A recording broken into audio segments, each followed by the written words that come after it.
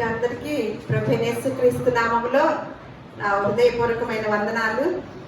అయితే ఇప్పుడే అన్నారు అచ్యుతరావు గారు, బాగా బాగా ఎండల్లో ఉన్నాం కదా, మామూలుగా లేదు. అది ఎవరి ద్వారా వచ్చిందంట? ఇలా ఎండలు ఎక్కువ అవటానికి మనందరం ఇబ్బంది పడటానికి ఎవరి ద్వారా అని అంటున్నారు. ఇప్పుడే అన్నారు కదా. ఒకసారి కీర్తనల గ్రంథము 7వ కీర్తన 15వ వచనము 16వ వచనము నేను చదువుతాను. 455వ పేజీ 7వ అధ్యాయము 15వ వచనము 16వ వచనం. వాడు గుంట త్రవ్వి దానిని లోతు చేసి ఉన్నాడు, తాను త్రవ్విన గుంటలో తానే పడిపోయిను. వాడు తలంచిన చేటు వాని నెత్తి మీదకే వచ్చును. వాడు యోచించిన బలత్కారము వాని నడినెత్తి మీదనే పడును. అంతే. మన ఓబద్య గ్రంథంలో కూడా ఉంటుంది 1:15లో. ఎవరు చేసుకున్నది వారి నెత్తి మీదకే వచ్చిందంట. అలా లేఖనాల్లోనే దేవుడు క్రీస్తుకు పూర్వమే రాసి ఉంచిన మాటలండి. మనం ఎన్ని ఏసీలు పెట్టుకుంటున్నామో, ప్రతి ఒక్క ఇదివరకు రోజులు ఏసీయే తెలియదు కదా. ఆ యొక్క పొల్యూషన్ అంతా ఏమవుతుందంటే వాతావరణం, అందుకని ఓజోన్ పొర కూడా చినిగిపోతుందంట. దాని యొక్క ప్రభావం డైరెక్ట్ అయిపోతుంది. అది కూడాను మొన్న మేము శుక్రవారం ఒక మాట మాట్లాడుకున్నాం. అందరూ చాలా మంది దేవుడు అంటే ఆషామాషిగా ఎంచుకుంటున్నారండి.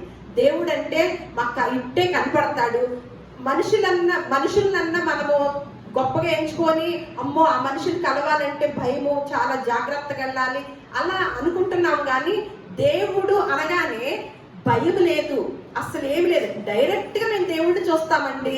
మాతో డైరెక్ట్ గా దేవుడు మాట్లాడతాడండి. నేను కూర్చొని ఇద్దరం కలిసి మాట్లాడుకుంటామండి. అది నేను ఎన్నో మార్లు మేము దర్శనం చూసాము, లేకపోతే మేము వెళ్ళి వచ్చామని ఒక సహోదరు మేము చెప్పుకున్నాం. మన శుక్రవారం ఒక ఆవిడ చెప్తున్నారు, ఎవరో వేరే చోట విన్నానంట. పరలోకం వెళ్ళి దేవుడితో మాట్లాడి కాసేపు ఉండి వచ్చేసారంట కిందకి. ఏమనుకుంటున్నారు? దేవుడంటే ఆషామాషి అనుకుంటున్నారా? మనం ఇట్టెళ్ళి అట్ట వచ్చేయటానికి, లేకపోతే మన కళ్ళల్లో కనపడటానికి, మనం అడిగినప్పుడల్లా కనపడటానికి దేవుడా? ఈ రోజు వెళ్ళి బయటికి వెళ్ళి ఒక అరగంట నుంచోండి. బయటికి వెళ్ళి ఈరోజు ఒక అరగంట ఏమీ లేకుండా నడి రోడ్డు మీద నుంచోండి. కాసేపు కళ్ళెత్తి సూర్యుడిని చూడండి. చూడగలుగుతారా? ఎన్ని సూర్యుడు? ఒక్క సూర్యుడు. సూర్యుడిని సృష్టించింది ఎవరు? సృష్టికర్త అయిన దేవుడు. మరి ఆయన యొక్క విధానం ఎలా ఉందంట? కోటి సూర్యుల కాంతిని మించిన తేజోమయుడు, సమీపింపరాని తేజస్సు కలిగి ఆయన మాత్రమే వసించుచున్నాడంట. మనం సమీపించటానికి కూడా వెళ్ళలేనంత పరిస్థితుల్లో దేవుడు ఉంటే దేవుడిని ఎలా ఆలోచించుతున్నామండి? ఎవరికి కావలసిన రీతిలో వారు ఆలోచించుతూ ఎవరి యొక్క మనస్తత్వాన్ని బట్టి ఆయన్ని దించుతూ వస్తున్నారనమాట. మనుషుల కన్నా గొప్పతనం ఇస్తున్నారు, కానీ దేవుడికి అసలు చాలా మనం అనుకుంటున్నాం వెళ్ళి దండం పెడుతున్నాము, వెళ్ళి ప్రార్థన చేస్తున్నాము అని. కానీ ఆ గొప్పతనాన్ని ఇవ్వటం లేదండి. దేవుడు గొప్పవాడు. ఆయన మహాకాశములు పట్టజాలనంత దేవుడు. ఈ చిన్న మనుషులు ఈ భూమి మీద ఉన్న భూమి ఎంతది? ఆవగింజంతది. ఈ ఆవగింజంత మనుషులు ఎంత ఉండుంటాము? కొలవటానికైనా, మనం అర్థం చేసుకోవటానికైనా. దేవుడు నక్షత్ర మండలాన్ని, సూర్యుడిని, చంద్రుడిని సృజించిన దేవుడు. ఒక్కొక్క నక్షత్రం ఎంత అని చెప్పుకున్నాము? ఎంత? భూమి ఎంత నలుసు. ఈ నలుసు మీద ఉన్న మనము నక్షత్రాలే ఎంతంత సృష్టించిన దేవుడైనా ఆ దేవుడు ఎంత ఉంటాడంటారు? ఆ దేవుడిని చూడటానికైనా, దేవుడితో మాట్లాడటానికైనా. అందుకని ఇశ్రాయేలు ప్రజలు అంటారు, మేము మొన్న ధ్యానం చేసుకున్నాం, ఏమనంటే మోషే నువ్వు మాట్లాడితే మాత్రం మేము వింటాము, కానీ దేవుడు మాట్లాడితే మేము చచ్చిపోతాము అని చెప్తున్నారు. ఎందుకంటే ఉరుములు లాంటిది శబ్దం వచ్చిందంట. ఒకసారి ఉరుములు వచ్చినప్పుడు ఎప్పుడన్నా మనం భరించగలుగుతామా? కొంచెం ఉరుముతేనే ఎంత భయం వేస్తుందండి. సృష్టిలో ఒక భాగము, ఒక ప్రాంతంలో ఉరిమితేనే మనం ఉండలేము కదా. ఉరుముల్ని మెరుపుల్ని కలగజేసిన దేవుడు మాట్లాడితే ఎలా ఉంటది? ఆదియందు వాక్యం ఉండెను. ఆది విశ్వం ఎలా తయారైందంట? వాక్కు చేత. అందుకని సైంటిస్టులు అంటారు చాలా మంది, ఎలా ఈ విశ్వం ఆవిర్భించింది అని అంటే ఒక ప్రేలుడు, ఒక శబ్దం ద్వారా ఇది సృష్టి పుట్టింది అని చాలా మంది సైంటిస్టులు పరిశోధనలో తేల్చి చెప్పారనమాట. ఒక ప్రేలుడు, ఒక శబ్దం ద్వారా ఈ సృష్టి అంతా కూడా జరిగిందని. ఆ ప్రేలుడు ఏంటండి? ఆది యందు వాక్యం ఉండెను. ఇశ్రాయేలు ప్రజలు ఏమంటున్నారు? మోషే, నువ్వు మాట్లాడితే మేము వింటాము బాగానే ఉంటాం, కానీ ఆ దేవాది దేవుడు మాట్లాడితే మేము అస్సలు బ్రతకలేము, చచ్చిపోతాము. ఆ ఉరుము, ఆ ప్రేరుడు వస్తే బ్రతకగలుగుతామా? సృష్టిని సృష్టించిన ప్రేరుడు అది, సృష్టిని సృష్టించిన మాట అది.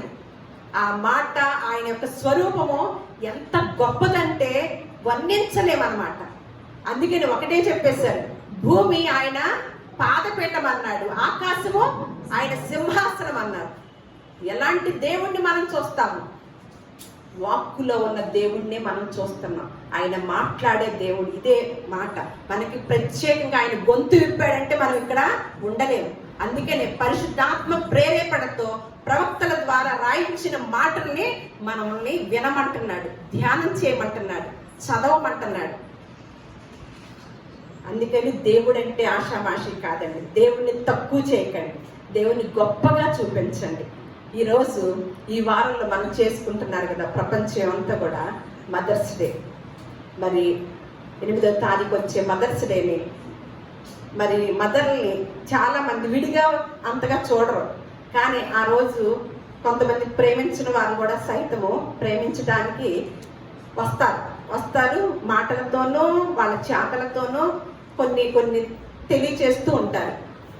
మరి ఆ మదర్ గొప్పతనం, ఆ తల్లి గొప్పతనము ఎంత ఎక్కువగా ఉండాలండి. తల్లిని సన్మానించటము, తల్లిని ఆ రోజు జ్ఞాపకం ఉంచుకోవటము, ఇవన్నీ మనం చూస్తూ ఉన్నాం. ఆ తల్లికి ఇచ్చిన ఆ స్థానాన్ని ఎవరిచ్చారు? తల్లి స్థానాన్ని దేవుడిచ్చాడు. ఇచ్చిన స్థానాన్ని ఎందుకు ఇచ్చాడు అని గుర్తెరిగిన తల్లులు ఎంతమంది ఉన్నామండి? నాకు తల్లి స్థానాన్ని ఇచ్చాడు, తల్లిగా నన్ను చేశాడు అంటే నాకు ఎంత బాధ్యతను పెట్టాడు అని గుర్తెరిగిన వారు ఎవరైనా ఉన్నారండి? నాకు బిడ్డలు 2 ఒకళ్ళో 4 పుట్టారు అంటే దేవుడు ఏం చేస్తున్నాడు? మనల్ని నమ్మి మనకి బిడ్డల్ని ఇస్తున్నాడని. మనల్ని నమ్మి, ఆయన ఎంతో నమ్మితేనే కానీ మనకి బిడ్డల్ని ఇవ్వడండి. ఇచ్చిన బిడ్డల్ని మనం ఎలా పెంచుతున్నాం? ఎలా పెంచితే, దేవుడు చెప్పినట్లుగా పెంచితేనే ఆ మదర్స్కి, ఆ యొక్క తల్లి దినోత్సవంలో మన పాత్ర కూడా ఉంటుందన్నమాట. ఎవరికి వారు సన్మానించడానికి పాత్రలు అవుతాం. అలాగే బిడ్డల విషయంలో కూడా, బిడ్డల గురించి ఇప్పుడేం మాట్లాడుకోవట్లేదు, తల్లి గురించే మాట్లాడుకోవాలనిపించింది. తల్లి గొప్పతనాన్ని అందరూ చెప్తూ ఉంటారు ఆ రోజు, కానీ నేను ఈరోజు చెప్తుంది ఏంటంటే తల్లి గొప్పతనం మంచిదే, నిజమే.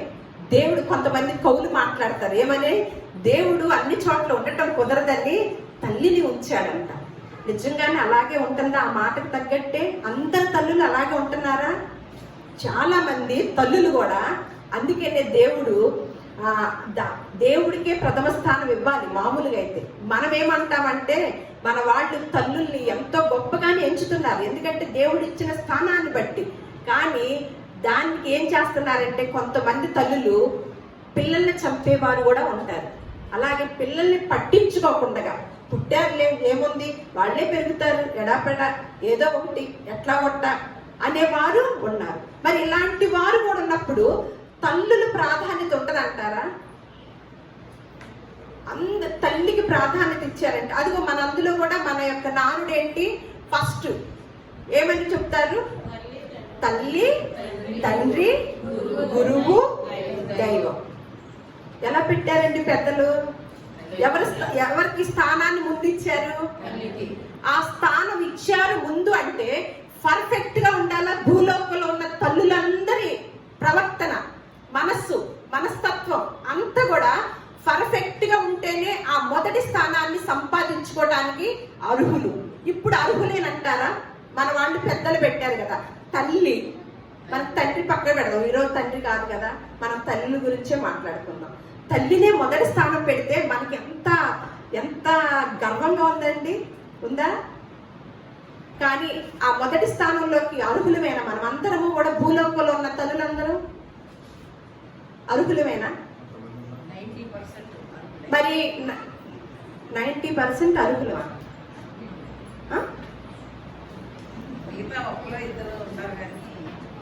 చాలా మంది చోట్ల, చాలా చోట్ల వింటాం తల్లి చేసే పనులు కొన్ని. మనం అందులో మీడియా వచ్చింది కాబట్టి ఎన్ని వింటున్నాము. ఇదివరకు రోజుల్లో ఇలాంటిది సోషల్ మీడియా లేదు కాబట్టి తక్కువ వినేవా, తక్కువ కాదు, తక్కువ అసలు తెలిసేది మనకి. అలా కాదండి.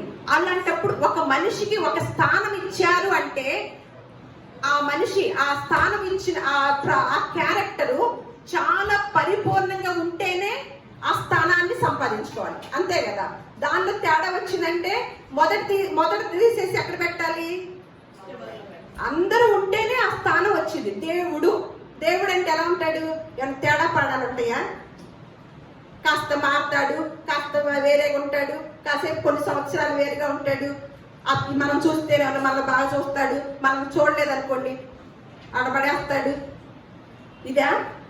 దేవుడు ఎప్పుడూ దేవుడే. ఇందాక అనుకున్నాం కదా, ఆయన నీతిమంతుల మీదనో అనీతిమంతుల మీదనో సమంగా తన యొక్క వాతావరణ ప్రభావాన్ని చూపిస్తూ ఉంటాడు. మరి మనము ఇద్దరు పిల్లలు ఉన్నాం, ఒకళ్ళ మీద చూపిస్తాము, ఇంకొకళ్ళ మీద అప్పుడప్పుడు కోపం తెచ్చుకుంటాం. ఇలాంటివన్నీ జరుగుతూ ఉంటున్నాయా? గమనించండి. ఎందుకంటే మన పెద్దలు తల్లి స్థానాన్ని ముందు పెట్టారు కదా, అందుకు చెప్తున్నారనమాట. ఒక్కొక్కరు ఏం చేస్తారు? సరే పిల్లలప్పుడు పెంచుతారు, పెద్ద అయ్యాక మనల్ని చూడాల ఎక్కడ పెడతారు? ఎవరెవరికి చెప్తారా? మన దేవుడు, మన సేవించే దేవుడు చెప్తాడా? చెప్పడు. మరి ఇటువంటి గొప్ప స్థానాన్ని ఇచ్చిన తల్లులమైన మనకి మొదటి స్థానాన్ని మన యొక్క జనులు ఇచ్చినప్పుడు మనం ఎలా ఉంచుకుంటున్నాము, ఎలా పెంచుతున్నాం మన పిల్లల్ని, మనం నమ్మి ఇచ్చిన పిల్లల్ని ఎలా పెంచుతున్నాం? ఒక గొప్ప తల్లి గురించి ఈరోజు నేను తెలియచేయాలనుకుంటున్నాను. సమూయేలు మొదటి గ్రంథం తీయండి, తీసి ఉంచుకోండి.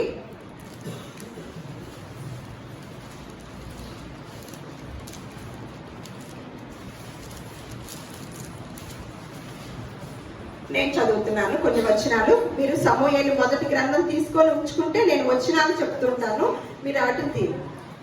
ఎఫ్రాయిము మన్యమందు రామతయ్య మెస్పోకు పట్టణపు వాడు ఒకడుండెను. అతని పేరు ఎల్కానా.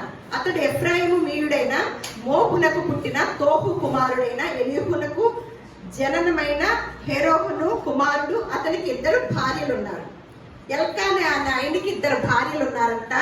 వీరిలో ఒక దాని పేరు హన్నా, రెండవ దాని పేరు పెనిన్నా. పెనిన్నాకు పిల్లలు కలిగిరి, కానీ హన్నాకు పిల్లలు లేకపోయేది. ఇక్కడ ఒక కుటుంబాన్ని, ఒక భార్య, ఒక భర్తని 2 భార్యలు, అంటే ఆ రోజుల్లో 2, 3, 4 భార్యలు ఉంటారు కాబట్టి అక్కడ పూర్వ రోజులు అనమాట. ఇప్పుడు లెక్కలేసుకోకండి, ఆ రోజుల్లో ఉండేవారు, బహుభార్యత్వం ఉండేదన్నమాట. అందుకని 2 భార్యలు ఉండేవారంట ఎల్కానకి. ఒక భార్య పేరు హన్నా, ఒక రెండవ భార్య పేరు పెనిన్నా. పెనిన్నాకి ఉన్న పిల్లలు ఉన్నారంట, హన్నాకి పిల్లలు లేరంట. అయితే ఇక్కడ మళ్ళీ 5వ వచనం చూద్దాం. హన్నా తనకు ప్రియముగా ఉన్నందున ఆమెకు 2 పాలు ఇచ్చుచూ వచ్చును, యెహోవా ఆమెకు సంతు లేకుండా చేసెను. అయితే ఎల్కానా ఏం చేసేవాడంట, ఆ పిల్లలున్న భార్య కన్నా కూడా పిల్లలు లేని భార్య అంటే ఈ భర్తకి ఇష్టం అంట. ఒక 2 కాయలు తెచ్చారనుకోండి, 4 కాయలు తెచ్చారనుకో, ఒకటేమన్నా పిల్లలున్న భార్యకి ఇస్తే 2 కాయలు ఈ పిల్లలు లేని భార్యకి ఇచ్చేవాడంట. ఎల్కానాకి 2వ భార్య హన్నా అంటే ఇష్టం అంట. అయితే యెహోవా ఆమెకు సంతు లేకుండా చేశాడంట. యెహోవా ఆమెకు సంతు లేకుండా చేసి ఉన్న హేతువును బట్టి ఆమె వైరియగు పెనిన్న ఆమెను విసిగించుటకై ఆమెకు కోపము పుట్టించుచూ వచ్చినంట. తర్వాత భార్య ఏం చేస్తుందంటే, ఈ తన భర్త ఆ పిల్లలు లేని భార్యను చూస్తూ ఉంటేనంట, మిగతా పక్కన ఉన్న భార్య ఇంకోటి ఉంది కదా, ఆ భార్య కంట కోపం వస్తుందంట. కోపం వచ్చినప్పుడు ఈ పిల్లలు లేని ఆవిడని విసిగిస్తూ ఉందంటండి. విసిగిస్తూ ఉంటుంటే ఈ హన్నాకి ఏం కలిగిద్ది, తనకు పిల్లలు ఉన్నారు కాబట్టే కదా, నాకేమన్నా అలాంటి పిల్లలు లేరు కాబట్టి నాకు ఆ ప్రత్యేకత లేదు, తన ఎంత స్టైల్ కొట్టేస్తుందో, పిల్లలు ఉన్నారు కదా నాకేమైనా లేరు, మరి ఏం చేద్దాం, తగ్గి ఉండాల్సిందే కదా అని విసుగు పుట్టించేటప్పుడంట ఎవరి దగ్గరికి వెళ్ళి చెప్పుకోవాలి చూద్దాం. ఆమె పెనిపిటి అయిన ఎల్కానా, హన్నా, నీవెందుకు ఏడ్చుచున్నావు, ఏడుస్తూ కూర్చుందంట. 8వ వచనం, నీవు భోజనం మానుట ఎలా, నీకు మనోవిచారం ఎందుకు కలిగినది అంటే భోజనం మానేసి ఏడుస్తూ కూర్చుంటుందంట. బాగా మరి ఏడుపు వచ్చింది కదా, పక్కన సవతికి ఏమన్నా పిల్లలు ఉన్నారు, తనకి పిల్లలు లేరు, బాధేస్తుంది కదా. ఎంత భర్త ప్రేమ ఉన్నప్పటికీ కూడా పిల్లలు లేకపోయేసరికి బాధపడుతూ ఏడుస్తూ మనోవ్యాధితో భోజనం కూడా మానేసి కూర్చుందంట. అప్పుడు భర్త వచ్చి బ్రతుకులాడుతూ చెప్తున్నాడు అనమాట, ఏమనంటే 10 మంది కుమారుల కంటే నేను నీకు విశేషమైన వాడన కానా అని ఆమెతో చెప్పుచూ వచ్చును. అయినప్పటికీ కూడా భర్త అంటున్నాడంట, నేను ఎందుకు నువ్వు పిల్లలు లేరు ఏడుస్తున్నావు, నేను నీకు 10 మంది కుమారుల కన్నా ఒక పెట్టు, అంత బాగా చూసుకుంటున్నాను కదా, నువ్వు ఏడవద్దని భర్త చెప్తుంటే ఊరుకుంటుందా? భర్తే పిల్లలే కదా. ఇక అప్పుడు ఏం చేసిందంటే ఆవిడ దేవాలయానికి వెళ్ళిందంటండి. 10వ వచనం చూద్దాం. బహు దుఃఖాక్రాంతురాలై వచ్చి వారు శిలోహుల్లో అన్నపానములు పుచ్చుకుని తర్వాత హన్నా లేచి యాజకుడైన ఏలీ మందిర స్తంభము దగ్గరనున్న ఆసనము మీద కూర్చొని ఉండగా బహు దుఃఖాక్రాంతురాలై వచ్చి యెహోవా సన్నిధిని ప్రార్థన చేయుచు బహుగా ఏడ్చుచు, సైన్యములకు అధిపతియగు యెహోవా, నీ సేవకురాలనైన నాకు కలిగి ఉన్న శ్రమను చూచి నీ సేవకురాలనైన నన్ను మరువక జ్ఞాపకము చేసుకొని నీ సేవకురాలైన నాకు మగ పిల్లను దయచేసిన ఎడల వాని తల మీదకి క్షారపు కత్తి అన్నిటికీ రానియక వాడి బ్రతుకు దినములన్నిటను నేను వానిని యెహోవాకు అవగు నీకు అప్పగింతునని మొక్కుబడి చేసుకొనెను. ఏం చేసిందంటండి, నాకు ఒక బిడ్డను గనక ప్రసాదించితే దుఃఖాక్రాంతురాలై మనస్సులో అనుకుంటుందంటండి దేవుని సన్నిధికి దేవాలయానికి వెళ్ళి, వారి సంవత్సరానికి ఒకసారి దేవాలయానికి వెళ్ళేవారు అనమాట ఇదివరకు రోజుల్లో. వెళ్ళి తన దేవుని సన్నిధానంలో చెప్పుకుంటుంది. భర్త చెప్పినప్పుడు సపోర్ట్ ఇచ్చినప్పుడు అలా నిలబడి ఉందా? లేదు. ఎక్కడికి వెళ్తుంది? ఎవరి దగ్గరికి వెళ్ళాలో వారి దగ్గరికి వెళ్ళి అక్కడ తన మొరని అక్కడ చెప్పుకుంటుంది అనమాట. లోపల మనసులో చెప్పుకుంటుంది. ఏమని చెప్పుకుంటుంది? నాకు గనక నీ సేవకురాలైన నేను నాకు ఒక మగపిల్లని దయచేస్తే తనకి ఎప్పుడు కూడా ప్రతిష్ఠించుకుంటానికి అలా వెంట్రుకలు తీపిచ్చరు అని ఇదివరకు రోజుల్లో అలా ఉండేవారు అనమాట. అలా చేసి నిన్ను నీ సన్నిధానంలో ప్రతిష్ఠించుకుంటాను అని బాధపడుతూ చెబుతుంది అనమాట. అది ఎవరున్నారంటే అన్న తన మనసులో చెప్పుకు ఉందంట. అప్పుడు ఏలి విన్నాడంట. అంతటి ఏలి, నీవు క్షేమముగా వెళ్ళుము. నేను 17వ వచనం చదువుతాను, అక్కడక్కడ చదువుతున్నానండి, టైం అయిపోతుంది కాబట్టి మీరు తర్వాత సమూయేలు గ్రంథం అంతా కూడా చదువుకోండి. మనకు కావాల్సిన పాయింట్స్ నేను చెప్తూ ఉంటాను. అయితే 17వ వచనం, అంతటి ఏలి, నీవు క్షేమముగా వెళ్ళుము, ఇశ్రాయేలు దేవునితో నీవు చేసుకొని మనవిని ఆయన దయచేయును గాక అని ఆమెతో చెప్పగా ఆమె అతనితో, నీ సేవకురాలనైన నేను నీ దృష్టికి కృపనందును గాక అనెను. తర్వాత ఆ స్త్రీ తన దారిని వెళ్ళిపోయి భోజనము చేయించు నాట నుండి దుఃఖాముఖిగా ఉండుట మానెను. ఎంత నమ్మిందండి! ఆ రోజు నుంచి అంట, అంతకుముందే అన్నం తినేది కాదంట, మనోవ్యాధితో ఉండేదంట. ఎప్పుడైతే ఏలి యాజకుడు ఎప్పుడైతే చెప్పాడో నీ మనవి దేవుడు విన్నాడు, నువ్వు క్షేమంగా వెళ్ళు, నిన్ను దర్శించుతాడు, నీకు ఒక కుమారుని ఇస్తాడని చెప్పాడో వెంటనే ఆవిడ అన్నం తినటము మళ్ళీ మొదలెట్టేసి మనో దుఃఖము లేకుండా, బాధ లేకోకుండా విశ్వాసంతో ఉందంటండి. దేవుడు మనకి మనవి చేసినప్పుడు నీకు అనుగ్రహిస్తాను, ఎందుకంటే దేవుడికి అసాధ్యమైనది ఏది లేదు కదా, ఏదైనా సాధ్యమే. దేవుని సన్నిధానంలో మనస్ఫూర్తిగా మనము ఏదైనా మనము చేసినప్పుడు అది మన విశ్వాసంతో మనం చేస్తాం కదా, అది దేవుడిస్తాడు అని మన మనసుకి ప్రేరేపణ కలిగినప్పుడు మళ్ళా దాని గురించి ఆలోచించుతూ ఉంటామా? చెప్పండి ఒకసారి. మనం ఇలా దేవునితో అనుసంధానం ఇలాగే ఉంటది కదా. మనకి ఏదైనా ఇబ్బంది ఉంటది, ఇబ్బంది ఉన్నప్పుడు ఎవరు తీర్చలేరు, అప్పుడు ఎవరి దగ్గరికి వెళ్తాము? దేవుని సన్నిధానానికి వెళ్తాం. దేవుని సన్నిధికి వెళ్ళినప్పుడు దేవుని యందు విశ్వాసం ఉంచి ప్రార్థన మనవి చేస్తాం మనకున్న అవసరతని.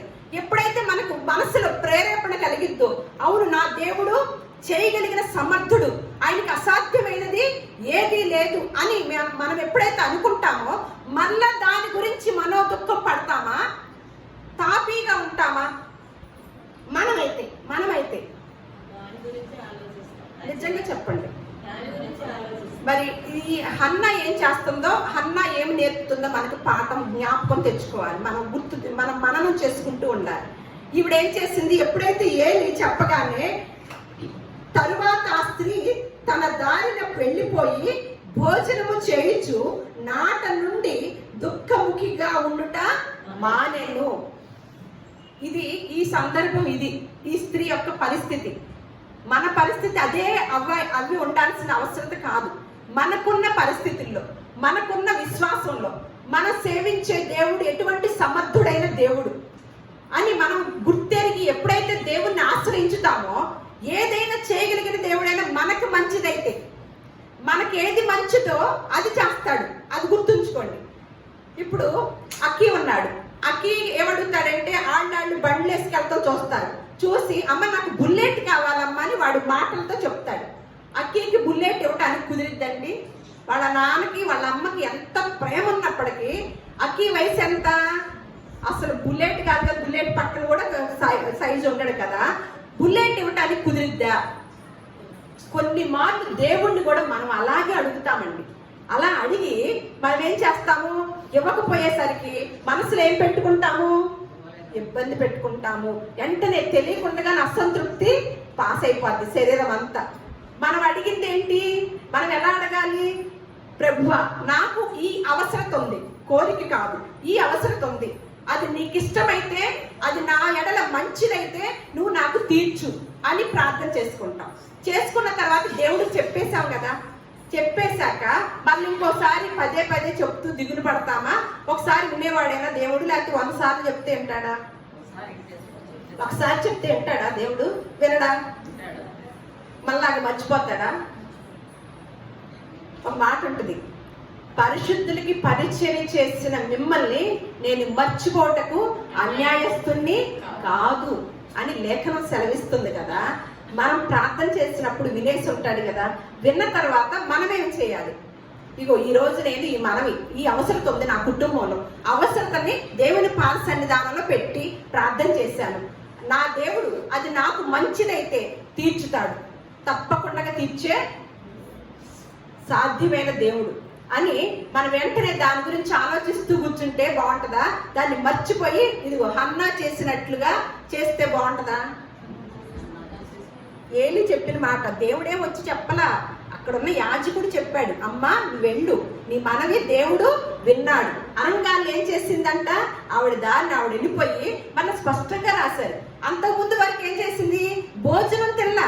ఇప్పుడు ఏం చేస్తుందంట? శుభ్రంగా ఏం కావాలంటే అది తినేస్తుంది. ఎందుకు? నా దేవుడు విన్నాడు నా మొర, నాకు తదాస్తు అన్నాడు, ఇక నాకు భయం ఏంటి, ఆయన సమయంలో నాకు ఇచ్చేస్తాడు అని ఇక ఏడుపు లేదు, ఏమీ లేదు, శుభ్రంగా అన్నం తింటూ కూర్చుందంట. ఇక ఏం చేశాడో చూద్దాం. మళ్ళీ ఇక్కడ ఈ వచనాల్లో వద్దాం. యెహోవా ఆమెను జ్ఞాపకము చేసుకోలేదు. వెంటనే 2 వచనాల్లోనే, ఒక వచనంలోనే ఏం చేశాడంట? యెహోవా ఎందుకు జ్ఞాపకం చేసుకున్నాడు? ఆవిడ ఎప్పుడైతే అలా ఆ మాటని స్వీకరించి తను ఆయన మీద భారం వేసి ప్రశాంతంగా ఉందో అప్పుడు జ్ఞాపకం చేసుకున్నాడు. మనలాగా లాగి పీకి ఏడ్చి మొత్తుకొని ఇవాళ చెప్పాను, ఇవాళ వెళ్ళలేదు, మళ్ళీ నెల దాకా చెప్తాను అలా అలా మర్చిపోయింది అంతే. ఇక వెంటనే ఏం చేశాడంట? యెహోవా ఆమెను జ్ఞాపకం చేసుకొని గనుక హన్నా గర్భము ధరించి దినములు నిండినప్పుడు ఒక కుమారుని కని, నేను యెహోవాకు మొక్కుకొని వీనిని అడిగి తిననుకొని వానికి సమూయేలని పేరు పెట్టాను. ఎల్కానాయును అతని ఇంటి వారందరూ యెహోవాకు ఏటేటా అర్పించు బలి అర్పించుటకు మొక్కుబడిని చెల్లించుటకును పోయి. అయితే హన్నా, బిడ్డ పాలు విడిచి వరకు నేను రాను, వాడు యెహోవా సన్నిధిని అగుపడి తిరిగి రాక అక్కడే ఉండినట్లుగా నేను వాడిని తీసుకొని వద్దునని తన పెనిమిటితో చెప్పి వెళ్ళక ఉండెను. వాళ్ళు ఏటేట వెళ్తారు కదా, అలాగే మిగతా ఫ్యామిలీ అంతా వెళ్తున్నారంట. ఈవిడ ఏం చేసుకుంది? మొక్కుబడి. పిల్లలు లేనప్పుడు ఏమనుకుంటుంది? నాకు ఒక మగ పిల్లని దయచేస్తే తన నెత్తి మీద క్షౌరపు కత్తి ఏమి పెట్టకుండా నీ సన్నిధానంలో నీ సేవకి ప్రతిష్ఠించుకుంటాను, నీ దేవాలయంలో నేను వదిలిపెడతాను అని ప్రార్థన చేసుకుంది కదా, మొక్కుబడి చేసుకుంది కదా. ఇప్పుడు వెంటనే పిల్లాడు పుట్టగానే ఏం గుర్తుకొస్తుంది తనకి? తను చేసుకున్న మొక్కుబడి గుర్తుకొస్తుంది. ఇదిగో ఆ భర్తకు ఏమని చెప్తుంది? నేను మొక్కుబడి చేసుకున్నాను కాబట్టి ఎప్పుడైతే తీసుకెళ్తానో దేవుని సన్నిధికి అప్పుడు వదిలేయాలని అనుకున్నాను కదా, ఇప్పుడు పాలు విడవలేదు వీడు, అందుకని నేను ఎప్పుడైనా వస్తే గనక ఈ పాలు విడిచాక ఈ బిడ్డను అక్కడ వదిలేయాలి, అందుకని నా మొక్కుబడి అది కాబట్టి మీరు వెళ్ళండి అని చెప్పింది అనమాట. మిగతా వారందరూ వెళ్ళారు. కానీ హన్న ఏం చేస్తుంది? ఆ బిడ్డని చూడండి ఇక్కడ. కాబట్టి ఆమె పెనిమిటి అని ఎలక్కాన, నీ దృష్టికి ఏది మంచిదో అది చేయుము, నీవు వానికి పాలు మాన్పించే వరకు నిలిచి ఉండుము, యెహోవా తన వాక్యమును స్థిరపరచును గాక అని ఆమెతో అన్నాడు. కాగా ఆమె అక్కడ ఉండి తన కుమారుని పాలు మాన్పించే వరకు అతన్ని పెంచుతూ ఉండేనంట. ఈ పిల్లాడికి ఏం చెప్పుంటదండి? 5 ఏళ్లకైనా స్కూల్లో వేసేది, మనకు 4 ఏళ్ళకి 5 ఏళ్ళకి వేస్తారు కదా. మొదటిసారి స్కూల్కి పంపిస్తున్నారు అనుకోండి, పొద్దున కాదు మధ్యాహ్నానికి వస్తాడు పిల్లడు. ఆడేం చేస్తాడు? వెళ్తాడా హ్యాపీగా? ఫస్ట్ సారి స్కూల్కి వెళ్ళేవాడు వెళ్తాడా? అయితే పాలు మాన్పించిన తర్వాత పాలు మాన్పించే వరకు కూడా అతన్ని పెంచుతూ ఉండెను. ఆ మాట గుర్తు పెట్టుకోండి. పాలు మాన్పించిన తర్వాత అతడు ఇంకా చిన్నవాడై ఉండగా ఆమె ఆ బాలుని ఎత్తుకొని 3 కోడెలను, తూమెడు పిండిని, ద్రాక్షరస తిత్తిని తీసుకొని షిలోహులోని మందిరమునకు వచ్చెను. వారు ఒక కోడెను వధించి పిల్లవాణిని ఏలి యొద్దకు తీసుకొని వచ్చినప్పుడు ఆమె అతనితో ఇట్లనెను. మరి ఏలి ఉన్నాడు కదా అక్కడ, నా ఏలిని వాని ప్రాణము తోడు నీ యొద్ద నిలిచి యెహోవాను ప్రార్థన చేసిన స్త్రీని నేనే. ఈ బిడ్డను దయచేయమని యెహోవాతో నేను చేసిన మనవిని ఆయన నాకు అనుగ్రహించెను. కాబట్టి నేను ఆ బిడ్డను యెహోవాకు ప్రతిష్ఠించుచున్నాను. తాను బ్రతుకు దినములన్నిటను వాడు యెహోవాకు ప్రతిష్ఠితుడని చెప్పెను. అప్పుడు వాడు యెహోవాకు అక్కడనే మొక్కెను. ఎంత అర్థవంతంగా ఉంది, అసలు ఎంత ఆశ్చర్యం వేస్తుందోనండి. లేక పుట్టిన కుమారుడా దేవుని సన్నిధానంలో ప్రతిష్ఠించుకుందా ఆవిడ. మళ్ళా ఆ పిల్లోడు పాలు విడిచేవారి కంటే పెంచుతూ ఉంది కదా, మరి పిల్లాడు ఏం చేస్తున్నాడంట? అప్పుడు వాడు యెహోవాకు అక్కడనే మొక్కుతున్నాడు. ఏమి నేర్పించుంటది తల్లి? ఏమి నేర్పించుంటది? కొడుకా, నువ్వు ఎలా పుట్టావో తెలుసా? దేవుడు అనుగ్రహిస్తే నువ్వు పుట్టావు. నిన్ను పుట్టక ముందే నేను ప్రతిష్ఠించుకున్నాను. నీ సన్నిధానంలో ఉంచాలని, ఆయన సన్నిధానంలో ఉంచాలని అనుకున్నానని చెప్పుంటుందంటారా? ఆ బిడ్డకు అర్థమైందా? మరి మన పిల్లలు స్కూల్కి పంపిస్తే 4 ఏళ్ళప్పుడు ఏడుస్తున్నారా? మధ్యాహ్నానికి వచ్చేస్తారు కదా. 4 సంవత్సరాలు 5 సంవత్సరాల వరకు పాలిస్తారు అనుకోండి. ఇదివరకు రోజుల్లో 5 ఏళ్ల వరకు ఇస్తారు. బాలుడుగా అని చదువుతూ ఉంటాం ఇక్కడ. మరి అలాంటప్పుడు ఆ బిడ్డ ఏమనాలి? అమ్మ అమ్మ అంటే పరిగెత్తుకుంటే వెనకాల పడాలి కదా. నాన్న అమ్మ అంట. నేను ఎందుకంటే మనం చిన్నప్పుడు స్కూల్ పంపించినప్పుడు కాసేపు 2 రోజులు ఉండి వచ్చేవాళ్ళం కదా, అలవాటు పడేదాకా. అక్కడ ఏదైనా మనం చూస్తున్నామా? ఆ తల్లి ఎలా నేర్పిందో చూడండి. ఒక మొక్కుబడి చేసుకుంది. సర్వశక్తివంతుడైన దేవుడు తనకు ప్రసాదించిన బిడ్డని తన మాట చప్పునే దేవుని సన్నిధానంలో వదులుతుందన్నమాట. ఆ బాలుడు కూడా ఎలా విన్నాడు? ఎక్కడన్నా మారం చేసినట్టు కనపడుతుందా? మరి ఏం చెప్పు ఉంటదంటారు ఆ తల్లి? ఇప్పుడు మన బిడ్డలు, వయసులోకి వచ్చిన బిడ్డలకు మనమేమి చెప్తున్నాం? ఈ మదర్స్ డే రోజున ఈ తల్లి మనకు ఆదర్శం. మనమేమి చేస్తున్నాం? మనం ఏం చెప్తాం? నువ్వెందుకు పుట్టావు నాయనా? నువ్వు పుట్టావంటే ఏం చెయ్యాలో నాయనా అమ్మా అని చెప్తున్నామా? ఇది పాస్ అవ్వకపోతే నేను ఊరుకోను, లేకపోతే ఈ పని చేయకపోతే ఊరుకోను. అదిగో వాళ్ళు ఏం చెప్పుకుంటున్నారో చూసేసిరా, వినిరా, అవి క్షుణ్ణంగా నాకు చెప్పేసి. లేదు వాళ్ళు ఎలా అన్నారా, అలా అన్నారా? ఈ సంభాషణ లేక మనకి పిల్లలతో వచ్చేది. నన్ను నాన్ని నమ్మి దేవుడు మాకు అనుగ్రహించాడు బహుమానంగా. మమ్మల్ని ఇద్దరిని నమ్మి నిన్ను నమ్మకంగా దేవునికి అప్పచెప్పాలి. మేము ఆయన నమ్మకాన్ని మేము ఎక్కడ కూడా ఒమ్ము చేయకూడదు అని ఏ తల్లిదండ్రులు చెప్తారండి పిల్లలకి? ఏ తల్లి చెప్తుంది? మనకిచ్చిన పిల్లలు ఇద్దరు ఒకళ్ళు పెంచుకోవడం కుదురుతుందా? జాగ్రత్తగా పెంచుకోవడం చూస్తున్నామా? మనము సామెతల్లో చదువుకున్నాం. సామెత చెప్తారంట ఏమని? మన సామెత ఏంటి? దూడ ఏదంటారు కదా, ఆవు చేను వేస్తే దూడ గట్టును వేస్తా. ఆ మాటకి బైబిల్ గ్రంథంలో ఏముందో తెలుసండి? తల్లి ఎట్టిదో బిడ్డలు కూడా అట్టివారే అనే సామెత ఉందంట. తల్లిని చూస్తారంట బిడ్డలు చూడాలంటే ముందు. ఇంత గొప్ప జ్ఞానాన్ని దేవుడు మనకు అనుగ్రహిస్తే మన బిడ్డల్ని మనం ఎలా పెంచుకుంటున్నాం? మన సమయాన్ని ఎలా ఖర్చు పెడుతున్నాం? ఎవరి కోసం ఖర్చు పెడుతున్నాము? దేనికోసం ప్రాధాన్యత ఇస్తున్నాము? మన చేతుల్లో ఆ వయసు వెళ్ళిపోయింది అనుకోండి, మన వచ్చిందా మన బిడ్డల వయసు? మనం నేర్పడానికి ఎంత వయసుని వృధా చేశామో చూడండి. బాలుడిగా అంటే గర్భంలో నుంచే హన్నా ఏం చేస్తుంది? తను ప్రతిష్ఠించుకున్న దాన్ని మననం చేసుకుంటుంది. ఆ లోపల గర్భంలో నుంచే ఆ బిడ్డకి అవే వినపడుతున్నాయి అన్నమాట. వెంటనే తను కూడా ఏం చేస్తున్నాడు? అప్పటి నుంచేనంట, ఎప్పుడైతే తల్లి వదిలిందో అప్పటి నుంచే యెహోవాకు మొక్కుకోవటం ఆరంభించాడంట. మారం చేసినట్టు ఇక్కడ చదివామా? ఈ అన్న కుమారుణ్ణి ఎలా చేసుకుందో చూడండి, ఎలా పెంచి. ఇప్పుడు లేటుగా వచ్చారంటారు కదా, అమ్మ మా పిల్లల్ని ఇవ్వలేదు, మా పిల్లల్ని ఇవ్వలేదని. బైబిల్ గ్రంథంలో ఎప్పుడు కూడా లేటుగా ఆలస్యంగా పుట్టిన బిడ్డలందరూ కూడా ఒక గొప్ప ప్రవక్తలు అయ్యారండి. నేను చాలా సంతోషిస్తానన్నమాట. మనకి అసలు అడగకుండానే వచ్చేసి అనుకోండి, కొన్ని విలువ తెలియటం లేదండి. మనం అడగకుండానే పిల్లలు పుడతారు, కొంతమంది పెళ్ళవగానే. విలువ తెలుస్తుందా? జాగ్రత్తగా పెంచడానికి ప్రయత్నం చేస్తున్నామా? ఈనాటి బాలలే రేపటి పౌరులని మనం ఎన్నో మాటలు వింటాం కదా. ఆ బాలుడిగా ఉన్న వయసును వృధా చేసినప్పుడు ఎప్పుడు నేర్పిస్తాం మనం?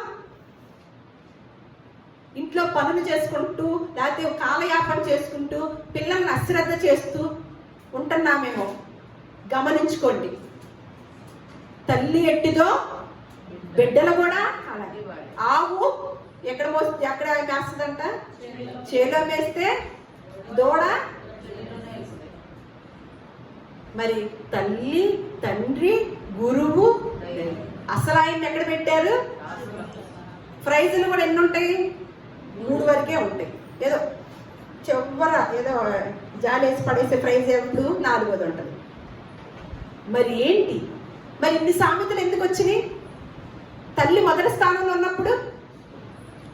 ఇక్కడ చూద్దాం, మరి ఏలి పిల్లలు ఎలా ఉన్నారో చూద్దాం. ఇక్కడ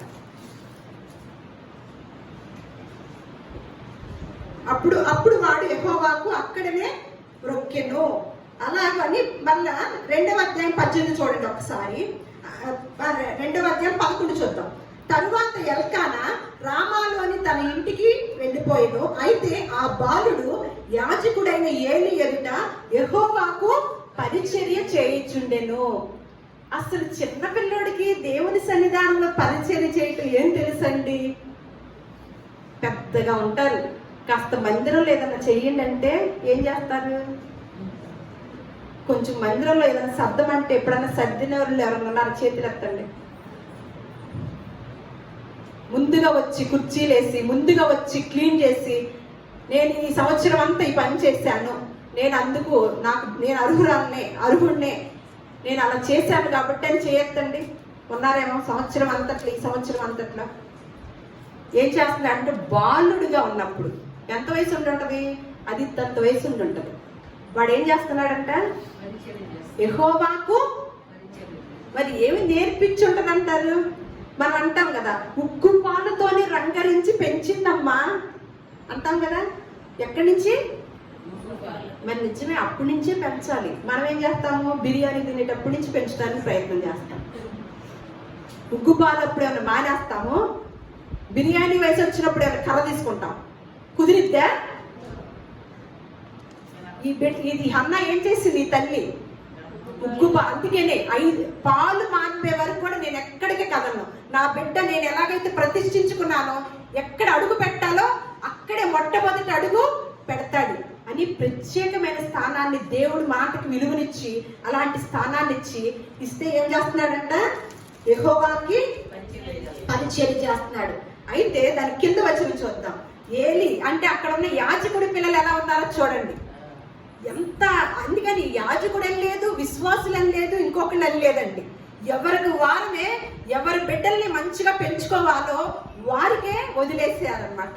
అంతేగాని వాళ్ళు పాస్టర్లు కదా పిల్లలు, వాళ్ళు గొప్పగా ఉంటారేమో, మాకైతే ఏం తెలుసమ్మా, మేము విశ్వాసులం కదా. కాదు, ఎవరి జ్ఞానం వారిదే. అందుకని పాస్టర్ అమ్మ ఇల్లు కట్టుకుంటది అని ఉందా? జ్ఞానవంతురాలు ఇల్లు కట్టుకుంటది అని ఉంది. ఇక్కడ ఏమంటున్నాడు? ఏలి కుమారులు యెహోవాను ఎరుగుని వారై మిక్కిలి దుర్మార్గులై ఉండిరి. ఒక్కసారి మొదటి అధ్యాయంలో ఒక మాట చూద్దాము. 3 చివరిలో, మొదటి అధ్యాయం 3 చివరిలో నేను చదువుతాను. ఆ కాలమున ఏలి యొక్క 2 కుమారులకు హోఫ్నీ ఫినిహాసులు యెహోవాకు యాజకులుగా ఉండిరి. మరి ఇక్కడేమన్నా ఆ మాట రాశారు, ఇక్కడేంటంట? యాజకులుగా చేయించు. ఏలి కుమారులు యెహోవాను ఎరుగులు వారే అంటే దేవుడు ఎరక్కోకుండా కానీ యాజకత్వం చేస్తున్నారా? ఏలి ఎవరు? యాజకుడు కదా. ఆయన తర్వాత వాళ్ళ పిల్లలు వచ్చారు కదా. మనం అక్కడ చూసాం మొదటి అధ్యాయంలో. ఎవరంట? ఏలి కుమారులు 2 కూడా యాజకులుగా చేస్తున్నారంట.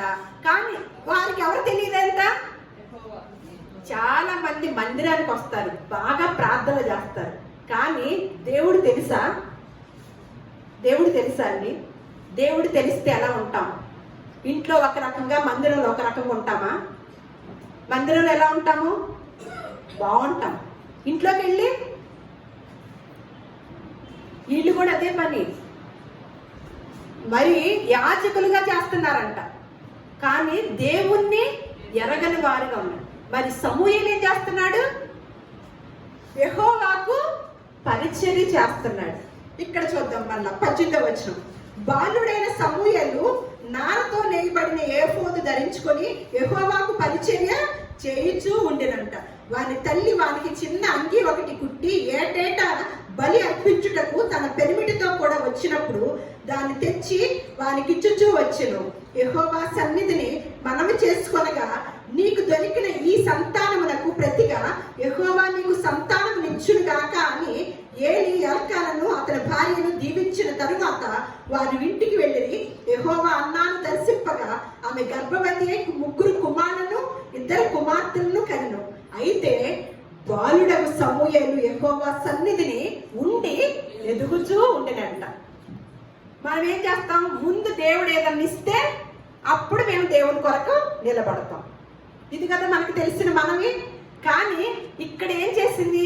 ఒక్కగానొక్క కుమారుడా, ఇంకా పుడతాడో లేదో కూడా తెలీదా, ఇంకా తర్వాత దేవుడు ఇస్తాడో లేదో నమ్మకం కూడా లేదు. ఉన్న కుమారుని ఏం చేసింది? నేను అసలు తల్లిని అనిపించుకోవాలి, నువ్వు శక్తివంతుడు కాబట్టి ఇదిగో ఆ బిడ్డను కనిపిస్తే నీ సేవకే అంకితం చేస్తాను అని ప్రార్థన చేసుకున్నప్పుడు ఇచ్చింది కదా. మన దేవుడు ఏం చేశాడు? ఈ చిట్కా ఎవరికి తెలియదండి, లాజిక్. దేవునికి ఇస్తే ఒక 10 రూపాయలు 100 రూపాయలు వచ్చినాయి అనుకోండి, 10 రూపాయలు ఇస్తాం కదా, ఇస్తే మళ్ళీ 90 రూపాయలే ఉంటాయేమో, 2 రూపాయలు ఇస్తే పోద్దేమో అనే ఆలోచనలో ఉంటాం. కానీ ఉన్నదంతా, ఉన్న బిడ్డలు ఎవరు అసలు లేరు, ఒక్క బిడ్డే ఇచ్చి కూర్చుంది. వెంటనే ఏం చేశాడు దేవుడు? ఎంతమందిని ఇచ్చాడు? 5గురిని ఇచ్చాడండి. మనకు తెలియదు అదే. అందుకని మనం ఒకసారి మొన్న మధ్య చదువుకున్నాం.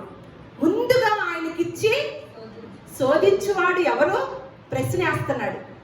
ముందుగా ఇవ్వటం అసలు మనకు తెలీదు. హృదయాన్నేమో, మనకి సొమ్మునేమో, మనకున్న దాన్నేమో, ఏది ఇవ్వము, కానీ మాకు చెయ్యాలి దేవుడు, మాకు ఇది కావాలి, ఇది నేర్చుకున్నాం. అందుకే మనకి ఎప్పుడు జరగవు. కానీ ముందుగా మన హృదయాన్ని సమర్పించుకొని, మన బిడ్డలు సమర్పించుకొని, మనం అంకితం అయితే మనకి ఏది కొదవగా ఉన్నాయో అవన్నీ కూడా ఇచ్చే దేవుడై ఉన్నాడు అనమాట. ఏం చేస్తున్నాడంటే ఇక్కడ ఇచ్చాడంట. అయితే ఇక్కడ ఇంకో చాట్ చూద్దాం. 36వ వచనం, 2వ అధ్యాయం 30. అయితే బాలుడకు సమూయేలు ఇంకను ఎదుగుచు యెహోవా దయందును మనుషుల దయందును వర్ధిల్లుచు ఉండినంట. ఈ పిల్లలు ఏం చేస్తున్నారంటే, ఏలీ కుమారులు యెహోవా నెరగిన వారే మిక్కిలి దుర్మార్గులయ్యారు కదా. అయితే వీరేం చేస్తున్నారంట, దేవుడు చెప్తున్నాడు అనమాట. ఏమనంటే 30వ వచనం, 29 చివరిలో చెప్తున్నాను. నా నివాస స్థలమునకు నేను నిర్ణయించిన బలి నైవేద్యములను మీరేలా తృణీకరించుచున్నారు. మిమ్మును క్రొవ్వబెట్టుకొనుటకై నా జనులకు ఇశ్రాయేలు చేయు నైవేద్యములలో శ్రేష్ఠ భాగములను పట్టుకొనుచు నాకంటే నీ కుమారుని నీవు గొప్ప చేయుచున్నావు. ఏమంటున్నాడు దేవుడు ఏలీని? ఏలీ చేసిన పొరపాటు ఏంటి? పేరుకి యాజకుడే, కానీ తన బిడ్డల్ని ఎలా ఎంచుకున్నాడంట? దేవుని కంటే తన బిడ్డల్ని గొప్పగా ఎంచుకోవటం వల్ల ఎటువంటి శాపాన్ని బిడ్డలకు పంపించిన వాడు అయ్యాడో తెలుసండి. హన్నా ఎంచుకుందా తనకిచ్చిన బిడ్డని గొప్పగా? నువ్వు దేవుని పని చేసి తీరాల్సిందే, దేవుని సన్నిధానంలో నువ్వు ఉండాల్సిందే. నిర్ణయం చేసుకుంది అంతే, నిర్ణయానికి ఎక్కడా ఇది అవునా. కానీ ఏది యాజకుడై ఉండి వారిని ఏం చేస్తున్నాడంట, యాజకులకి ఇచ్చే సొమ్ముని శుభ్రంగా తినేసి ఏం చేస్తున్నాడంట, నాకంటే మీ కుమారుని గొప్పగా చేసుకున్నావు కాబట్టి ఏమంటున్నాడు ఇక్కడ, కావున యెహోవా వాక్కు ఏదనగా అని మొదలెట్టింది అనమాట. నన్ను గణపరచు వారిని నేను గణపరిచెదను, నన్ను తృణీకరించు వారు తృణీకారము పొందు. ఆలకించుము, రాగల దినములలో నీ బలమును నీ పితరుని ఇంటి బలమును నేను తక్కువ చేతును, నీ ఇంటి ముసలివాడు ఒకడను లేకపోవును. యెహోవా ఇశ్రాయేలుకు చేయదలిచిన విషయములలో నా నివాస స్థలమునకు అపాయం కలుగుగా నీవు చూచెదవు. ఎన్నటికీ నీ ఇంట ముసలివాడు ఉండడు. ఏలీ చేసిన పనికి, ఏలీ చేసిన కుమారులకి ఏమని శాపం వచ్చిందండి? ముసలివాళ్ళు ఉండరంటే ఎప్పుడు ఏ వయసులో చనిపోతారా? ఇంట్లో చిన్న వయసులోనే చనిపోతారు. ఎటువంటి శాపాన్ని తెచ్చుకున్నాడు ఈ తండ్రి?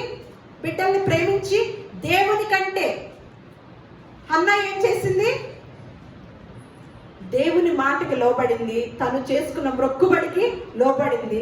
జ్ఞానవంతురాలుగా తన కుటుంబానికి దీవెన అనుగ్రహించి తన బిడ్డలందరూ దేవుని యొక్క సముఖంలో ఉండాలని ఆశపడింది.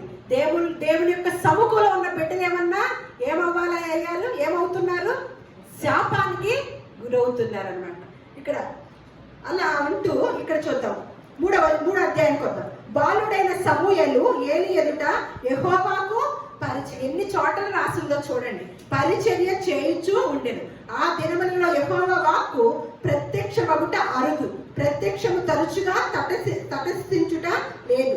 ఆ కాలమందు ఏలీ కన్నులు మంద దృష్టి గలవైనందున అతడు చూడలేక తమ స్థలమందు పండుకొని ఉండగా, దీపం ఆరిపోక మునుపు సమూయేలు దేవుని మందసమున్న యెహోవా మందిరములో పండుకొని ఉండగా యెహోవా సమూయేలును పిలిచినంట. అప్పటికి సమూయేలుకు దేవుని స్వరం ఏంటో కూడా తెలియదంట. తెలియని టైంలో సమూయేలు అని పిలుస్తున్నాడంట. చిత్తం ప్రభు అంటే ఎవరి దగ్గరికి వెళ్తున్నాడంట? సమూయేలు ఏలీ దగ్గరికి వెళ్తున్నాడంట. దేవుడు అనుకోవటంలా. మళ్ళా నేను పిలవలేదయ్యా, వెళ్ళి పడుకో అన్నాడంట. మళ్ళా పడుకున్నాడు. మళ్ళా సమూయేలు అన్నాడంట. మళ్ళా ఏలీ దగ్గరికి వచ్చాడు. చిత్తం నాయన అంటే, కాదయ్యా నేను పిలవలేదయ్యా అని తనకి ఏమంటున్నాడు ఇక్కడ చూద్దాం. సమూయేలు అప్పటికి యెహోవాను ఎరుగక ఉండెను.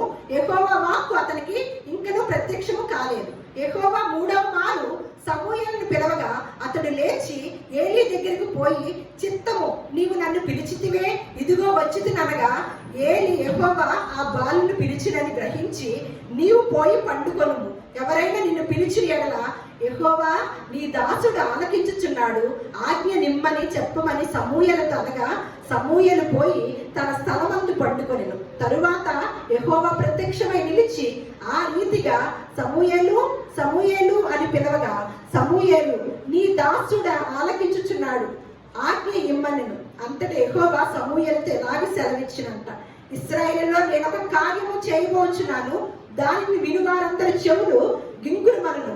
ఆ దినమున ఏలీ యొక్క ఇంటి వారిని గురించి నేను చెప్పినదంతయు వారి మీదకి రప్పింతును, దాన్ని చేయ మొదలుపెట్టి దాన్ని ముగింతును. తన కుమారులు తమను తాము శాపగ్రస్తులుగా చేసుకొనిచున్నారని తానెరిగి వారిని అడ్డగించలేదు కనుక అతని ఇంటికి నిత్యమైన శిక్ష విధింతునని నేను అతనికి తెలియచేయుచున్నాను. ఏం చెప్తున్నాడండి?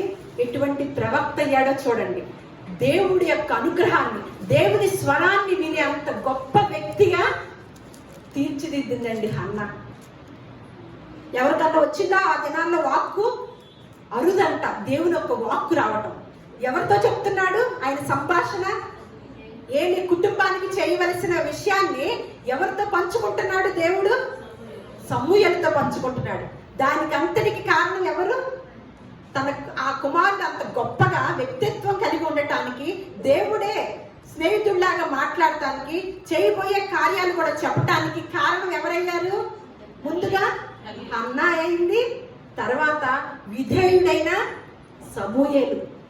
తల్లి మాటకి, తండ్రి మాటకి విధేయుడైన సమూయేలు ఏం చేస్తున్నాడు? ఇదిగో ఏలి గురించి, ఏలి కుమారుల గురించి చెప్తూ ఏలి ఏం చేశాడంట? అంతకు ముందు ఏం మాట విన్నాము? నాకంటే నీ కుమారుని గొప్ప చేశావు. నేనొక్కటే చెప్తున్నానండి, మన కుటుంబంలో సభ్యులని ఎవరినైనా సరే దేవుని కన్నా గనక గొప్ప చేస్తే వారికి దీవెన తీసుకురాము, వారికి ఆశీర్వాదము తీసుకురాము, శాపాన్నే ఇచ్చిన వారం అవుతాం. గమనించండి, మన కుటుంబంలో దేవుడి కన్నా ప్రథమ స్థానం ఎవరికైతే ఇస్తున్నామో మనం చేతులారా వాళ్ళకి శాపాన్ని పంచిన వారం అవుతాం అన్నమాట. ఇక్కడ ఏమైంది? యాజకుడైన అప్పటికి కూడా తన కుమారుల విషయంలో ఏం చేసుకున్నాడు? దేవుని కంటే గొప్పవారిగా బిడ్డలను ఎంచుకున్నాడంట. ఏమైంది? తర్వాత ఇక్కడికి వచ్చాడు. మళ్ళీ ఇక్కడ చెప్తున్నాడు, వారి మీదకి రప్పించని చెప్పి తన కుమారులు తమ్మును తాము శాపగ్రస్తులుగా చేసుకున్నారని తెలిసి కూడా అడ్డగించలేదంట. ఎవరన్నా పిల్లలు తప్పు చేస్తున్నారా? ఆ తప్పుని తప్పుగా కనుక అడ్డగించకపోతే వారి ముగింపు ఎంత వరకు ఉంటుందో తెలుసా అండి? ఎంత దారుణంగా ఉంటదంట. ఎలా ఉంటదంట? వారి ఇంటికి, అతని ఇంటికే ఏకంగా నిత్యమైన శిక్ష విధించునని నేను అతనికి చేయించున్నాను అని చెప్తుంటే, కాబట్టి ఏలి ఇంటి వారి దోషములకు బలి చేతనైనను నైవేద్యము చేతనైనను ఎన్నటికి ఇచ్చిన శాపం కూడా ఎలా ఉందంట? ఒకవేళ నాకు బలిచ్చి, నాకు కానుకలు ఇచ్చి, ఇంకేదో ఇచ్చి నన్ను ప్రసన్నం చేసుకుంటానేమో, అది కూడా అవకాశం లేదంట. ఆ పిల్లలకి ఏమైంది? శిక్ష, శాపం. కానీ చివరిగా